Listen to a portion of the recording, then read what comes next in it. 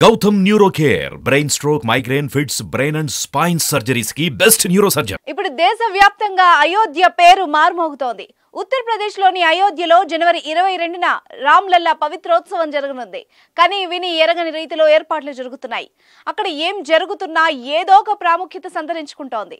దేశ విదేశాల నుంచి వేల సంఖ్యలో ప్రముఖులు రాబోతున్నారు. సామాన్య ప్రజలు ఎందరు వస్తారో లెక్క చెప్పడం కూడా కష్టమే.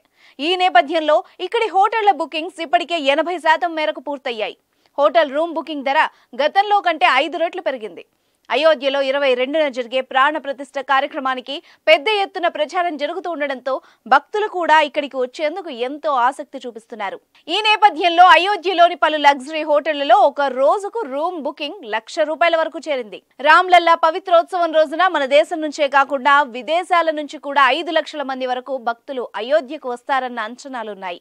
ఈ పరిస్థితుల్ని గమనించిన స్థానిక హోటళ్ల యజమానులు రూమ్ల ధరల్ని అమాంతం పెంచేశారు. హోటల్ అయోధ్య ప్యాలెస్ లో ప్రస్తుతం రోజువారీ గది అద్దె సుమారు 18,500 పలుకుతోంది. సాధారణంగా ఇక్కడ గది అద్దె 3,700. ది రామాయణ హోటల్లో ప్రస్తుతం రోజువారీ అద్దె 40,000. 2023లో దీని అద్దె 14,900గా ఉండేది. సిగ్నెట్ కలెక్షన్ హోటల్లో ప్రస్తుతం ఒక రోజు అద్దె దాదాపు 70,500. గత ఏడాది జనవరిలో ఇక్కడి గది అద్దె 16,800గా ఉండేది. ఇక మీడియాకు అందిన వివరాల ప్రకారం అయోధ్యలోని రామాయణ్ హోటల్లోని గదుల బుకింగ్స్ ఇప్పటికే 80% మేరకు పూర్తయ్యాయి. ఈ హోటల్లోని గదులు జనవరి 20 నుంచి 23 వరకు ఇప్పటికే బుక్ అయ్యాయి. ఈ హోటల్లో గది అద్దె రోజుకు 10,000 నుంచి 25,000 వరకు పెరిగింది. రానున్న రోజుల్లో ఛార్జీలు మరింత పెరిగే అవకాశం కనిపిస్తోంది.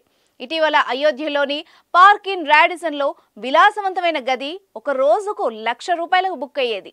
ఈ హోటల్లోని గదులన్నీ బుక్ అయ్యాయని హోటల్ యాజమాన్యం తెలిపింది. గతంలో ఈ హోటల్లో గది అద్దె కనీసంగా 7,500 ఉండేది.